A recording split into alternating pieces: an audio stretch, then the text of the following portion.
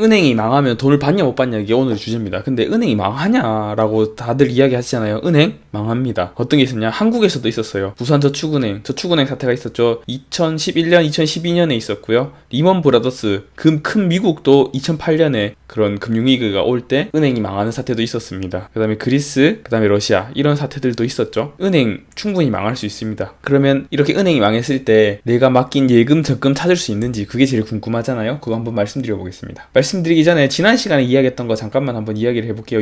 은행이 어떻게 돈을 버는지를 한번 이해를 해야지 내가 5천만 원 받을 수 있다 없다를 알 수 있을 것 같아요. 일단 은행이 돈을 버는 방법입니다. 일단 은행이 예금자한테 1년에 3%의 예금 이자를 준다고 약속을 하고 예금을 받습니다. 돈을 받아요. 돈을 받은 다음에 그만큼을 예치를 하겠죠. 근데 돈을 빌리고 싶은 사람이 생겼습니다. 그럼 한 90%만큼 빌려줍니다. 대출 이자는 연 5%로 해서. 그러면 90%를 빌려주고 10%만이 남았죠. 지준율이라고 했어요. 10% 남는 게 지준율이 있고 지준금을 남겨두고 빌려줬습니다. 그런 다음에 1년 이자로 900만 원에 5%에 대한 이자를 받겠죠. 그 다음에 이자를 받은 다음에 이자를 줍니다. 이자를 주면 앉아서 돈을 법니다. 앉아서 45만 원을 받았고 앉아서 30만 원을 내줬기 때문에 은행은 그냥 15만 원 앉아서 벌었다. 앉아서 벌었기 때문에 뱅꼬다 라고 말씀을 드렸습니다. 자, 그럼 본격적으로 은행이 망하면 예금 적금이 어떻게 되는지 한번 말씀을 드려보겠습니다. 그 전에 예금자는 왜 예금을 하고 대출자는 왜 대출을 하고 은행은 왜 예금 적금을 대출로 빌려주는지를 한번 짧게 말씀드려볼게요. 각자의 상황이 있습니다. 예금자는 어떤 상황이 있느냐? 현금이 생겼는데 보관할 데가 없어요. 어디다가 보관을 하지? 이렇게 싶습니다. 투자를 해야 하는데 어디다 투자를 해야 될지 잘 모르겠습니다. 주식, 부동산, 코인, 그다음에 소액 투자, 금 투자, 달러 투자, 엔화 투자 할 줄 모르는데 어디 둬야 되냐라고 모르겠어요. 그랬을 때 잃고 싶진 않은데, 그러니까 즉 원금 보장이 되고 싶은데 어디다 넣어야 되지라고 생각을 하면 은행밖에 생각이 안 난다는 거죠. 이렇게 돈은 있는데 생각이 잘 없다 싶으면 그냥 예금으로 넣죠. 예금으로 넣으면 원금이 보장이 됩니다. 원금이 보장이 된다고 해서 예금을 넣어요. 이게 예금자의 상황입니다. 그 다음 대출자를 한번 생각해 볼게요. 대출은 누가 대출을 하느냐? 그 많은 이자를 내고 잠깐 전에 페이지로 돌아가 보면 대출 내는 사람이만 마이너스잖아요. 은행은 예대 마진을 벌고 예금자는 예금 이자를 벌어요. 대출자는 돈을 낸다는 거예요. 내가 빌린 돈에 많은 이 고리 대금을 내는 거죠. 근데 누가 대출을 하느냐? 누가 대출을 하냐면 두 가지로 나눌 수 있습니다. 기업 대출이 있고 가계 대출이 있어요. 기업 대출 같은 경우에는 돈만 있으면 돈 벌 수 있는데 돈 어디서 구하지? 내가 연 30% 벌 수 있는 사업 아이템이 있어. 근데 돈이 없어. 근데 1,000만 원을 빌리면 300만 원을 벌 수 있고 1억이 있으면 3,000만 원을 벌 수 있어. 그러면 대출 이자 떼더라도 이건 충분히 대출 받을 만하죠. 왜냐면 연 30%씩 무조건 벌 수 있으니까. 대출 이자보다만 많이 벌 수 있으면 사람들은, 기업들은 대출을 한다는 거죠. 그리고 가계대출은 대부분이 부동산 대출입니다. 언제 돈 모아서 집 사냐? 빌려서 사야지라고 생각을 합니다. 아주 간단하게 예시를 들어볼게요. 집값이 5억이에요. 막 신축 좋은데 브랜드 아파트 아니에요. 그냥 구축에 그냥 적당한 위치에 적당한 가격 그냥 5억이라고 해볼게요. 내 월급은 250만 원입니다. 그러면 20개월이 아니라 200개월이요. 200개월만 모으면 5억을 모을 수 있어요. 200개월이면 얼마냐? 16년 하고도 몇 개월이 더 지나죠. 그래서 내 월급이 250만 원이라면 세후 수령액이, 그럼 16년 동안 아무것도 하면 안 돼요. 차 타면 안 되고요. 외식해도 안 되고요.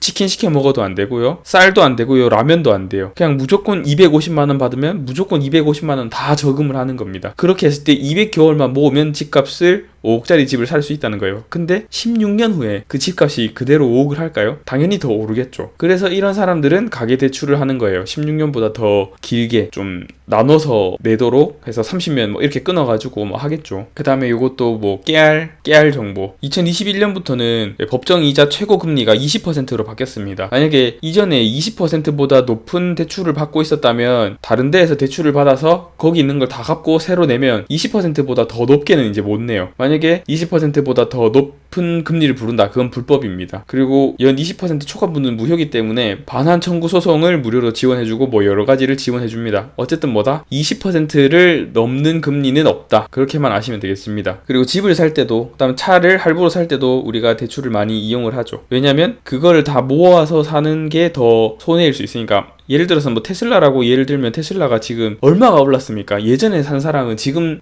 몇만 킬로를 탄 다음에 중고차를 팔아도 자기가 샀는 금액보다 더 많이 받는데요. 참 웃기지 않습니까? 그래서 집이나 차나 이런 거 미리미리 사는 게 좋은 점도 있는 것 같아요. 그 다음에 각자의 상황, 은행 편입니다. 은행이 딱 보니까 이래요. 돈을 맡기고 싶어 하는 사람이 있어. 돈을 빌리고 싶어 하는 사람이 있어. 그럼 이 사람의 돈을 맡아주고 이 사람에게 돈을 빌려주면 중간에서 예대 마진을 챙길 수가 있네. 이거 누가 하지? 내가 해야겠다라고 생각을 하는 겁니다. 예대 마진 남기면 돈 벌겠네. 그럼 돈을 맡아주고 3%를 주고 돈을 빌려주고 5%를 받으면 나는 이 사람한테 돈을 받아서 3%만 주면 돼. 이 집 사는데 5%만큼 돈을 받고 이 사람한테 다시 돌려주면 나는 앉아서 예대 마진으로만 요 차이만큼 먹을 수 있어 라고 생각을 하는 거죠, 은행이. 여기까지가 각자의 상황인 거예요. 근데 이제 상황이 조금 달라집니다. 뱅크런이 발생해요. 뱅크런이 무엇이냐면 사람들이 은행으로 뛰어간다는 거예요. 이 모든 사람들이 다 은행으로 뛰어갑니다. 왜 뛰어가느냐? 은행의 예금 지급 불능 상태를 우려하고 고객들이 대규모로 예금을 인출하는 사태를 뱅크런이라 합니다. 사람들이 다 가서 내 예금 달라고 하는 거죠. 내 적금 달라고 하는 겁니다. 이자 안 줘도 되니까 그냥 달라고 하는 거예요. 근데 은행은 줄 수가 없죠. 왜냐? 다 빌려줬거든. 뱅크런이 일어나는 경우는 두 가지가 있습니다. 두 가지만 생각하시면 됩니다. 첫 번째, 이 생각 차이예요. 개인은 예금자는 예금을 언제든지 뺄 수 있다고 생각을 합니다. 은행은 무조건 장기로 굴리려고 해요. 30년 동안. 일단 주택담보대출 같은 경우에는 무조건 30년을 기본으로 하죠. 요즘에는 30년 되게 길게 잡는 거는 은행이 그렇게 생각하고 있고, 예금 맡기는 사람은 뭐 하루만 맡겨도 몇 퍼센트 준다고 하면 막 넘어가고 하잖아요. 그래서 여기저기 넘어다니는 게 예금자의 상황입니다. 예금자는 하루를 생각하고 은행은 막 30년을 생각을 해요. 근데 30년 동안 이 사람이 맡길까요? 갑자기 생각이 바뀌어서 달라고 할 수도 있겠죠. 그러면 이 30년 안에 은행은 예금자한테 돈을 돌려줄 수 있을까요? 못 돌려주겠죠. 왜냐면 100을 받았으면 90만큼 빌려주고 10만큼만 줬으니까 최소만큼 운영을 할 테니까 못 돌려주는 거예요. 첫 번째가 생각 차이였다면 두 번째는 불안감 때문입니다. 내 예금이 과연 안전할까? 은행을 신뢰할 수 있을까라는 불안감 때문에 찾아오는 거예요. 예를 들어서 설명을 해볼게요. 지금 환율이 1,400원 이렇게 나와 있습니다. 오늘 기준으로 1,400원인데 만약에 1년 뒤에 환율이 2,500원이 돼요. 지금이 이렇게 있는데 뭐 1년 뒤에 뭐 이렇게 2,500원으로 올랐어요. 2,500원을 올랐을 때 이자 30만 원이 의미가 있나 이렇게 싶은 거죠. 이자를 받는 것보다 지금 당장 돈을 찾아서 뭘 하는 게 낫지 않을까. 테슬라라는 차를 만약에 $10,000라고 해볼게요. $10,000면 지금의 $10,000와 나중에 $10,000가 다르다는 거죠. 지금 찾아서 1,400원으로 환전한 다음에 $10,000를 내는 게 30만 원 받아서 2,500원이 됐을 때 $10,000를 지불하는 것보다 훨씬 더 이득이라는 거죠. 그러니까 은행에 맡기지 말고 빨리 돈 주세요 라고 하는 겁니다. 그리스 같은 경우에 예를 들면 국가가 채무 불이행을 한다고 했어요. 2달 뒤부터는 내가 빌린 채무국에 상환을 하지 않겠다라고 하면 사람들이 그리스를 어떻게 할까요? 믿지 않겠죠. 그리스 통화가 휴지 조각이 되겠죠. 그럼 그 채무 불이행이 나오기 전에 지금 그리스 돈이 얼마라도 인정을 받고 있을 때 최대한 많은 금도 사고 차도 사고 식료품도 사고 뭐든지 다 달러로 바꾸려고 하겠죠. 무조건 다 달러로 바꾸려고 할 겁니다. 그래서 그리스 사람들이 다 돈을 찾으려는 거예요. 그래서 ATM기에 막 몇천만 원씩 몇백만 원씩 ATM 기계 다 있었잖아요. 근데 한 700군데 ATM 기계가 돈이 다 빠져나갔대요. 빵원이었답니다. 일단 ATM 기계에서 돈을 다 뽑아서 달러로 바꿨다는 거죠. 그 많은 돈들을 다 달러로 바꿔서 어디로 가겠다라고 이야기를 한 거예요. 그 다음 전쟁 나면 돈이 가치가 있냐. 만약에 러시아가 전쟁이 났어요. 루블화가 가치가 없어지는 겁니다. 원유는 무조건 미국 달러로만 거래를 할 수 있거든요. 금도 달러로 되게 거래를 해요. 그렇기 때문에 달러가 무조건 필요한데 루블이 필요할까? 러시아 돈이 필요할까 싶은 거예요. 그래서 러시아 사람들이 다 돈을 뽑으려고 하는 거죠. 뭘로 바꾸기 위해서? 달러로 바꾸기 위해서. 전쟁 나면 돈이 가치가 있나? 이런 안전함에 대한 의구심? 이런 의심이 드는 순간 사람들이 다 돈을 찾으러 온다는 거죠. 그러면 은행이 돈을 다 줄 수 있느냐? 못 준다는 거죠. 왜? 대출을 해줬기 때문에. 한국은 안전할까요? 저는 물음표입니다. 어떻게 될지 잘 모르겠네요. 근데 이렇게 뱅크런에 대해서 잘 모르겠다고 좀 안 좋은 이야기를 하는 게 저는 좋은 컨텐츠는 아니라고 생각을 합니다. 그냥 이런 게 있다는 것만 알고 계시면 될 것 같아요. 자, 이유는 딱 두 가지였습니다. 첫 번째, 사람들과 은행의 생각 차이. 두 번째, 신뢰를 잃어서 과연 지금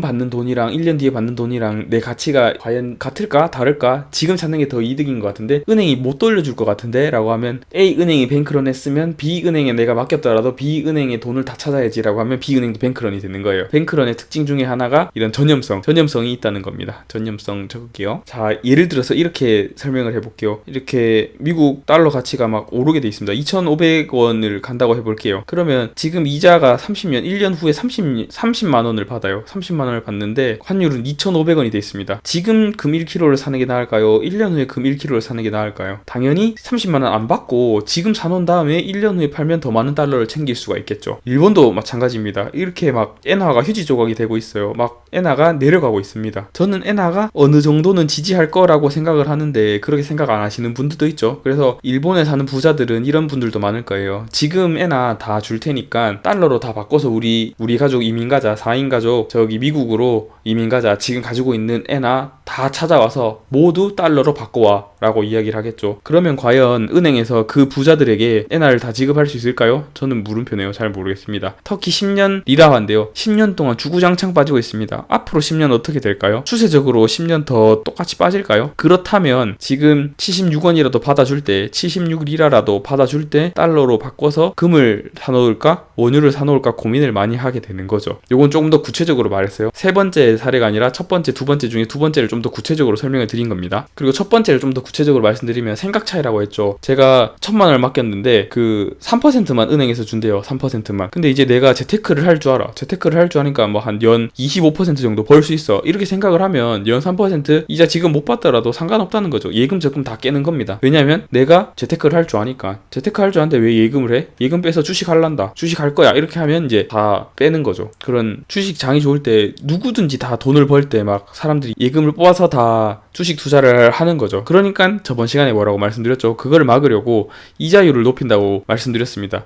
야, 너 그 원금 손실 위험이 있으니까 원금 손실 위험이 없는 이자라도 받아. 그게 낫지. 너 재테크 제대로 할 줄 모르잖아. 좀 있으면 불황 온다라고 이야기를 하면서 이자율을 높여줄게. 그냥 맡겨놔라고 이야기를 하는 거죠. 왜냐면 이자가 있어야지 지급 준비율, 지준율이 있고 지준금만큼 지준율을 지킬 수 있어서 대출을 더 많이 해줄 수 있다는 거죠. 그래서 야, 너 그렇게 하지 말고 나한테 예금 맡겨라고 이렇게 이야기를 하는 거죠. 자, 이제 드디어 왔습니다. 예금자 보호법. 은행이 망하면 예금자 보호법 5천만 원 한도로 무조건 받을 수 있다고 들었는데 아닌가요? 못 받을 수도 있습니다. 왜 그런지 한번 설명을 드려볼게요. 내가 맡긴 돈 인출할게요 라고 이야기를 했습니다. 근데 은행은 돈이 없죠. 조금만 이전 페이지로 한번 가볼까요? 처음에 이야기했던 거. 은행이 돈을 어떻게 버느냐. 1000만 원을 예금을 맡기면 100만 원만 놔두고 대출을 해준 다음에 이자를 받아서 이자놀이를 하는 게 은행이다. 앉아서 돈 버는 게 은행이다 라고 이야기를 했습니다. 그럼 다시 돌아가 볼게요. 내가 1000만 원 맡겼어. 1000만 원 맡겼으니까 다시 1000만 원 돌려줘 라고 했는데 안돼. 나는 900만 원 빌려줬고 지금 100만 원밖에 없어. 돈 못 주겠어. 안돼. 이렇게 이야기가 된 거예요. 그러면 이 사람들은 어떻게 하나요? 다 다른 회사에 뭐 A 은행, B 은행, C 은행, D 은행 다 전념이 되겠죠. 야, 저기에서 돈 못 받았다는데 우리도 못 받는 거 아니야? B 은행 예금자들이 찾으러 가자. C 은행 예금자들이 찾으러 가자. D 은행 예금자들이 찾으러 가자. 그러면 한국에 있는 모든 은행들의 사람들이 돈을 다 뺄 겁니다. 그러면 기업이 망할 겁니다. 기업이 망하고 나라가 망할 겁니다. 그래서 그거를 막기 위해서 정부가 세운 기관이 있습니다. 바로 예금보험공사라는 기관입니다. 예금보험공사라는 그런 공사가 있는데 이 공사가 어떤 거냐면 A 은행, B 은행, C, D, E, F 은행이 다 있어요. 이 은행들로부터 그 일정 금액의 예금 보험료를 받습니다. 그러니까 뭐 1000만 원을 맡기면 그 중에 일부만큼은 2000만 원을 맡기면 그 일부만큼은 예금 보험공사의 보험료로 내야 되는 거예요. 왜냐하면 이런 뱅크런 사태가 터졌을 때 이 금액으로 돈을 예금자에게 줘야 되기 때문에 무조건 내야 된다라고 이렇게 이야기를 했어요. 그래서 예금 보험공사에서 5천만 원 한도로 예금자 보호를 해줍니다. 그게 예금자 보호법이에요. 5천만 원까지 원금이랑 이자의 일부를 보장을 해주는 겁니다. 원금은 알겠어. 원금은 그렇게 보장해준다. 이자의 일부는 무슨 말이야. 내가 만약에 1억을 맡겼어요. 1억을 맡겼는데 몇 퍼센트에? 5%의 이율로 맡겼습니다. 근데 5%에 맡긴 A 회사가 그런 파산이 됐어요. 뱅크런 당했습니다. 그럼 B라는 회사에서 뭐 이런 승계를 받을 수도 있겠죠. 그 전에 예금보험공사가 5천만 원만큼 해주는 겁니다. 5천만 원만큼 지급을 해주는데 5%만큼의 이자를 받을 수 있다고 계약서에 사인을 했어요. 근데 예금보험공사에서 이거 5% 안 되겠는데 3%만 줄게 라고 하면 이자의 전체가 아니라 이자의 일부인 거죠. 이런 일이 있느냐? 있습니다. 예금보험공사에서 고시한 이자만큼만 보장을 받을 수 있습니다. 그리고 나서 망한 은행 A은행에 대해서는 더 이상 영업을 하지마. 영업이라는 게 대출이겠죠. 대출로 다 돈을 버니까 영업하지마 라고 예금보험공사가 이야기를 하는 겁니다. 그래서 5천만 원 한도에서는 예금보험공사가 보호를 해주고 그 다음에 5천만 원까지 예금자에게 돌려주는 거예요. 그러면 남은 대출이나 이런 것들은 B은행이나 나머지 은행들로 승계가 되는 겁니다. 자, 여기서 예금자 보호법이 제가 정확하게 알고 있는가 싶어서 법제처에 들어가서 국가법령정보센터에 들어갔습니다. 예금자 보호법이란 법을 찾아봤어요. 그래서 여기에 찾아봤더니 예금자를 보호해야 된다라는 이야기만 있지 보호라고는 이야기했어요. 근데 의무에 대해서는 이야기 안 했습니다.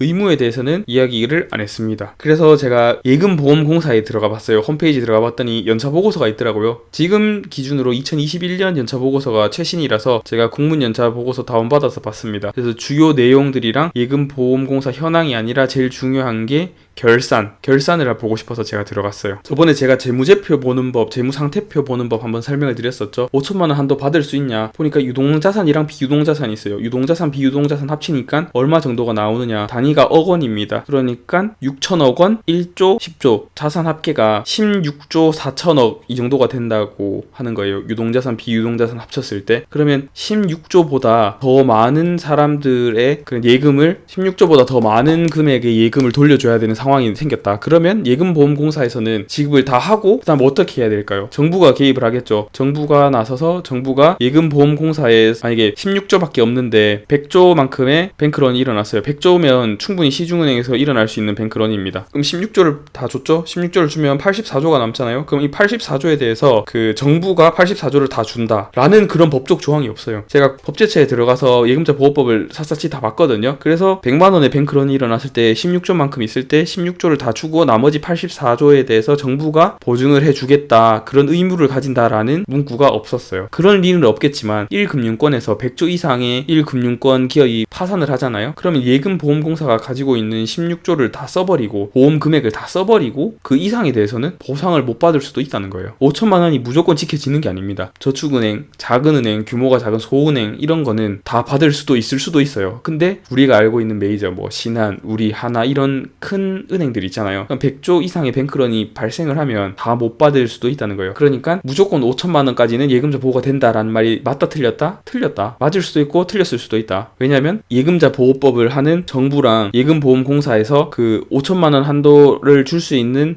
은행들로부터 이런 보험금을 받는데 보험금이 쌓인 게 16조, 11조, 뭐 20조가 안 되는데 20조 이상의 뱅크런이 터졌다라고 하면 다 지급이 불가능할 수도 있다는 말입니다. 그러면 아니 어떻게 해란 말이야? 어떻게 해라는 말이냐면 만약에 내가 잔고가 5천만 원 이하예요. 5천만 원 이하면 예금자 보호가 되는 상품을 찾아요. 그 중에서 금리가 가장 높은 상품에 가입을 합니다. 잔고가 5천만 원 이상이면 이자를 가장 많이 주는 예금 통장에 5천을 넣고 그다음에 나머지 다른 통장에 예적금으로 굴리는 걸 추천을 하는 겁니다. 만약에 예를 들어 볼게요. 내가 만약에 8천만 원을 가지고 있어요. 근데 A은행에서 예금이자 3%, B은행에서 2.5%, C은행에서 2%라면 8천만 원일 경우에는 A에 제일 높은데 3% 주니까 8천만 원 다 넣지 말고 예금자 보호가 되는 5천만 원을 A에 넣고 나머지 3천은 B에 넣자. 2.5% 3천에 받자. 내가 가진 돈이 만약 1억 2천일 경우에는 A은행에 예금 3%를 받고 5천, B은행에서 2.5%를 받고 5천, 그다음에 2%만큼 C를 받고 2천에 C를 넣는다. 요렇게 하면 되겠죠. 근데 이렇게 예금 적금으로는 분명 한계가 있습니다. 그래서 재테크 공부를 해야 된다. 어디서 소금달에서 구독을 하시면 재테크 공부를 하실 수 있습니다. 근데 아까 이야기했잖아. 5천만큼 예금자 보호 안 된다며 방금 말씀드렸잖아요. 공사에서 가지고 있는 예탁금보다 적은 금액의 뱅크런이 일어나면 보호를 받을 수 있어요. 예금자 보호가 되는 상품입니다 라고 문구에 적혀 있잖아요.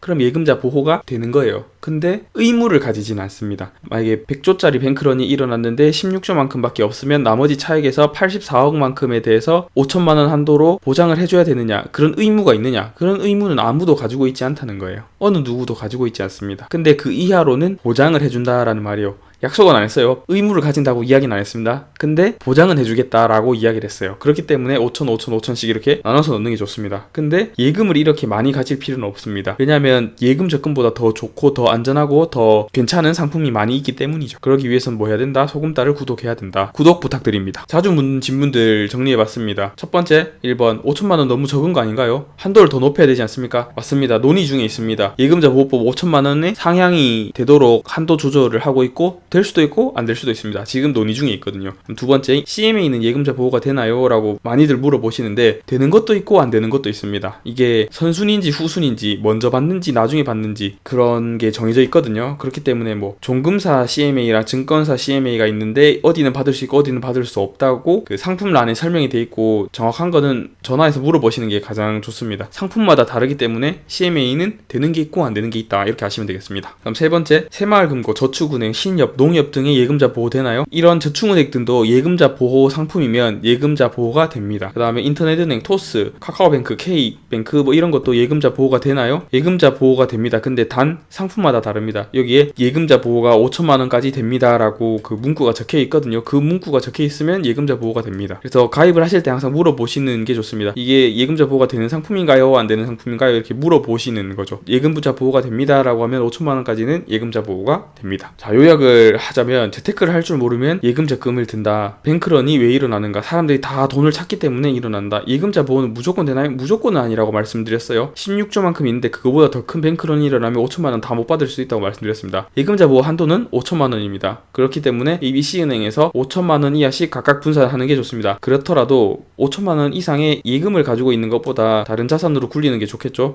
다른 자산으로 굴리려면 재테크를 할 줄 알아야 되는데 소액 투자, 금 투자, 달러 투자, 그 다음에 기타 여러 가지 투자를 배우려면 소금자를 구독, 좋아요 하시면 되겠습니다. 오늘 영상은 여기까지 하도록 하겠습니다. 안녕.